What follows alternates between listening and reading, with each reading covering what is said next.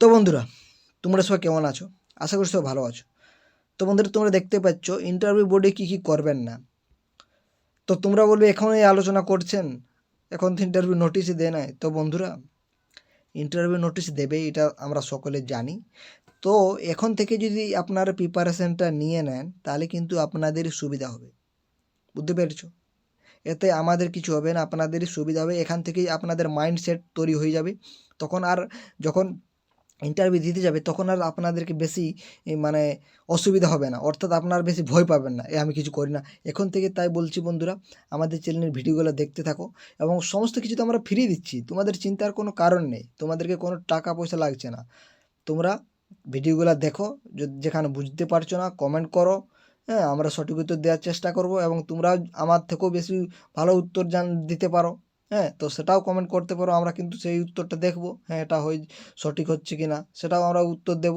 তো তোমাদের কিন্তু একটা সঠিক মানে পদ্ধতিতে একটা প্রিপারেশন হয়ে যাবে আমাদের চ্যানেলে। তো অবশ্যই তোমরা কি করবে, আমাদের চ্যানেলটির সঙ্গে থাকবে এবং ভিডিওগুলো দেখতে থাকবে। তো দেখো, এর আগে আমরা আলোচনা করেছিলাম ইন্টারভিউ বোর্ডে কী কী করবেন। বুঝতে পেরেছো? তোমরা যদি না দেখো তাহলে প্লেলিস্টটিকে দেখে নিতে পারো। আমাদের কিন্তু একটা সিরিজ চলছে ইন্টারভিউর, সেই সিরিজটা কিন্তু অনেক ইউটিউব চ্যানেলে কিন্তু টাকা নিয়ে বানায়। তো বন্ধুরা, আমরা সেটা কিন্তু ফ্রিতেই বানাচ্ছি। তোমরা অবশ্যই সেই সিরিজটা একবার দেখো, তোমরা বুঝতে পারবে এখানে কেমন ধরনের প্রিপারেশান নেওয়া হচ্ছে। আমি আর কিছু বলতে যাচ্ছি না বেশি কিছু।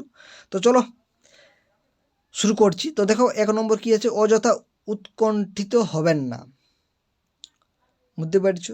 আপনি একদম শান্ত থাকবে, বেশি মানে যাকে বলে বাচ্চামি সেটা করবেন না। ইন্টারভিউর আগের হতাশ হবেন না।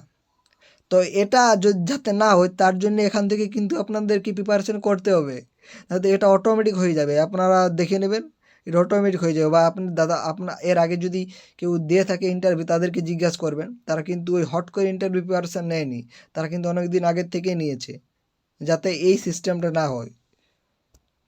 তারপরে অনুমতি না নিয়ে ঘরে প্রবেশ করবেন না। এরপরে ইন্টারভিউর একেবারে আমরা চলে যাচ্ছি সেই ইন্টারভিউ রুমে। তো অবশ্যই আমি তোমাদেরকে প্রথমেই বলে দিয়েছিলাম যে ইন্টারভিউতে যখন আপনার ইন্টারভিউ দিতে যাবে ইন্টারভিউ রুমে, তখন অবশ্যই অনুমতি নিয়ে যাবে। অনুমতি না নিয়ে গেলে কিন্তু এটা অন্যরকম একটা হচ্ছে না, তোমরাই বলো। এবং ঘরে প্রবেশ করে অভিবাদন জানাতে ভুলবেন না। অর্থাৎ যখন ঘরে প্রবেশ করবে তখন অবশ্যই গুড মর্নিং বা গুড আফটারনুন যেটা হবে সেটা আপনাদেরকে বলতে হবে, ম্যাডাম স্যার। এবং ঢুকে প্রথমে যে অনুমতিটা দিতে হবে যে আসতে পারি স্যার, আসতে পারি ম্যাডাম, এরকমভাবে বলতে হবে। তারপরে দেখো, বসার জন্য অনুমতি না নিয়ে বসবেন না। অর্থাৎ সিটে যখন আপনার বসবে তখন কিন্তু অনুমতি নিয়েই বসবেন। বসতে পারি স্যার, বসতে পারি ম্যাডাম, আপনার হুট করে যেয়ে বসে দেবেন না, এটা কিন্তু অন্যরকম হয়ে যাচ্ছে। একজন আদর্শ যে ইন্টারভিউ দেবে তার কিন্তু এটা কিন্তু বৈশিষ্ট্য হবে না। বসার সময় কোনো শব্দ করবেন না। অবশ্যই বসার সময় পাগুলো বেশি নাড়ানাড়ি বা এরকম পা দিয়ে একদম মাটিতে এরকম করা কিছু যাবে না। এবং বেশি আওয়াজ কিছু করবে না, শব্দ একদমই করা যাবে না। তাই তোমাদেরকে অবশ্যই, মেয়েদের ক্ষেত্রে একটা অসুবিধা হয়ে থাকে, তারা একটু হিল দিয়ে চপ্পল পরে তাদের আওয়াজ হয়ে পায়, সেটা কিন্তু তোমাদের অবশ্যই নজর রাখতে হবে। সেই রকম কিছু যে জুতোগুলো সেটা পরবেন না, আপনারা শু ইউজ করতে পারেন, এটা কিন্তু আওয়াজ হবে না। এবং এবং অল্প আস্তে আস্তে পাগুলো ফেলবেন, সেগুলাও কিন্তু লক্ষ্য করে আপনাদের। ভাবেন না যে এগুলো কি আমি এমনিতে বলছিলাম, তো সেটা নয়। কিন্তু আপনাদের যে আচরণ, আপনারা কেমনভাবে ঢুকছেন সেটা কিন্তু এই যে ইন্টারভিউ নেবে তারা কিন্তু লক্ষ্য করে। বুঝতে পারছো? তাহলে সেগুলো সবগুলোই কিন্তু ইম্পর্টেন্ট রয়েছে বন্ধুরা। সেগুলো কিন্তু ভালোভাবেই আপনারা লক্ষ্য রাখবে। এবং যে মেয়েগুলো অনেক চুড়ি টুড়ি পরে সেগুলো কিন্তু অবশ্যই সেই দিনটা খুলে দিবেন, কারণ অনেক আওয়াজ হয়। হ্যাঁ, শাখা পলা রাখতে পারেন বিবাহিত মহিলা, কিন্তু বাকিগুলোর ক্ষেত্রে বলছি চুড়ি বেশি কিছু নেবেন না। যখন আপনাদেরকে ডেমো দিতে হবে তখন কিন্তু যে আওয়াজ একটা হবে, শব্দ হবে, সেটা কিন্তু যারা ইন্টারভিউ নেবে তাদের কিন্তু একটু বিরক্তিকর তাদের লাগবে, সেটা কিন্তু আপনাদেরই ক্ষতি হবে। তাই অবশ্যই সেগুলো কিন্তু লক্ষ্য রাখবেন। বসার পর অযথা হাত পা নাড়াবেন না বা প্রশ্নের উত্তর দেওয়ার সময় হাত তুলবেন না। তো এটা যাদের মুদ্রা দোষ আছে, হাত পা নাড়া, এরকম হাত পা দেখে এরকম করতে পারে, সেটা করবেন না। এবং যে উত্তর দেওয়ার সময় হাত তোলার কোনো প্রয়োজন নেই। তোমরা একদম শান্তভাবে বসবে, উত্তরটা একেবারে শেষ পর্যন্ত বলবে এবং সংক্ষেপে বলবে, এবং প্রশ্নটা অবশ্যই তোমাদেরকে ভালোভাবে শুনতে হবে, তারপরে সঠিক উত্তর বলার চেষ্টা করবে। তারপরে দেখো, কোনো প্রশ্নের উত্তর না পারলে ঘাবড়ে যাবেন না।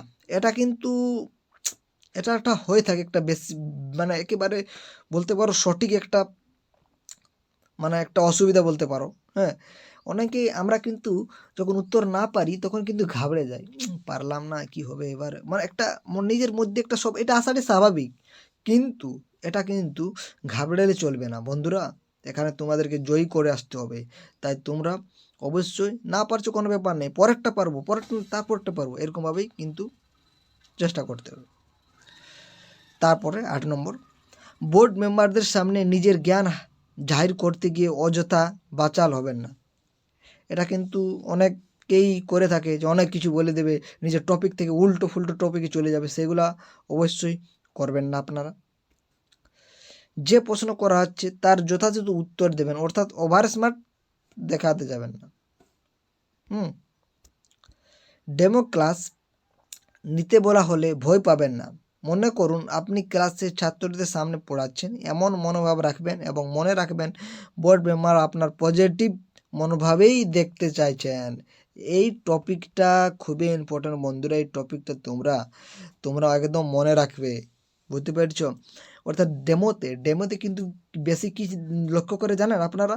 এই পয়েন্টটা তোমরা দেখো, তারা কিন্তু লক্ষ্য করে আপনার মধ্যে যে ভয়ে আপনি পড়াচ্ছেন, নাকি একদম পজিটিভ আপনি একদম ফুল মোটিভেট হয়ে পড়াচ্ছেন, সেটা কিন্তু যে বোর্ডের যে মেম্বার সেটা কিন্তু লক্ষ্য করে, এটাই বেশি লক্ষ্য করে। আরে ভাই, আপনার দেখুন যে ডেমো তো ওইগুলো টপিক হলে যোগ শিখাবেন, তো যোগ শিখে এটা কেন একটা টপিক হলে তোমরা বলে যোগ তো সবাই শেখাতে পারবেন, কিন্তু যে আপনার যে ওই যে আপনার যে বডি ল্যাঙ্গুয়েজ যাকে বলে, সেটা কিন্তু বেশি লক্ষ্য রাখে। আপনি যে ভয়ে পড়াচ্ছেন, আপনার যে আওয়াজ আসছে না সেইগুলো লক্ষ্য রাখে, সেই হিসাবে কিন্তু নম্বর দেয়, বুঝতে পেরেছ? তাহলে সেটা কিন্তু অবশ্যই আপনাদেরকে মনে রাখতে হবে। বোর্ড মেম্বারদের সঙ্গে তর্ক জড়াবেন না। কোনো রাজনৈতিক গল্পতল্প নিয়ে তোমরা তাদের সাথে তর্কতে জড়াতে যাবেন না। বোর্ড মেম্বারদের কাছে নিজের দুর্বলতা তুলে ধরে কোনো সহানুভূতির আদায়ের চেষ্টা করবেন না। বুঝতে পারছো? আমি গরিব ছেলে, এরকম কিছু বলে লাভ নেই আপনাদের। আপনি চাকরির জন্য যোগ্য, এটাই তুলে ধরার চেষ্টা করবেন। বর্তমানে কি করছেন এবং প্রশ্ন করা হলে একদম বেকার, কিছুই করি না, এরকম বলে সহানুভূতি পাওয়ার চেষ্টা করবেনই না। এটা আপনার নেগেটিভিটি প্রকাশ করে, বরং কিছু না কিছু করেন বা নিজের হাত খরচ জোগাড় করে নেন, বা টিউশন করে সামান্য কিছু দিয়েও নিজের পারিবারিককে সাহায্য করেন, এমন কিছু পজিটিভ বক্তব্য রাখবেন। এবার নোট দেখো, এটা তোমরা অবশ্যই মনে রাখতে হবে। আপনার ব্যক্তিত্ব, ভাষার দক্ষতা, ভদ্র আচরণ বোর্ড মেম্বারদের মনে প্রভাব ফেলতে বাধ্য। এগুলির উপর দক্ষ থাকলে বোর্ড মেম্বার 3 জন হলেও ইন্টারভিউ টেবিলে আপনার দখলে চলে আসতে বাধ্য। তো অবশ্যই আপনাদের কিন্তু ভদ্র আচরণ করতে হবে। তো আজকে আমরা এখানে আলোচনা শেষ করছি। তোমাদের কেমন লাগলো ভিডিওটা অবশ্যই কমেন্ট করে জানাতে পারো, এবং এরকম ভিডিও অবশ্যই প্রত্যেক দিন তোমরা পেয়ে যাবে আমাদের চ্যানেলে। তোমরা অবশ্যই আমাদের চ্যানেলটির সঙ্গে থাকো। তো বন্ধুরা, ভিডিওটা শেষ পর্যন্ত দেখার জন্য অসংখ্য ধন্যবাদ।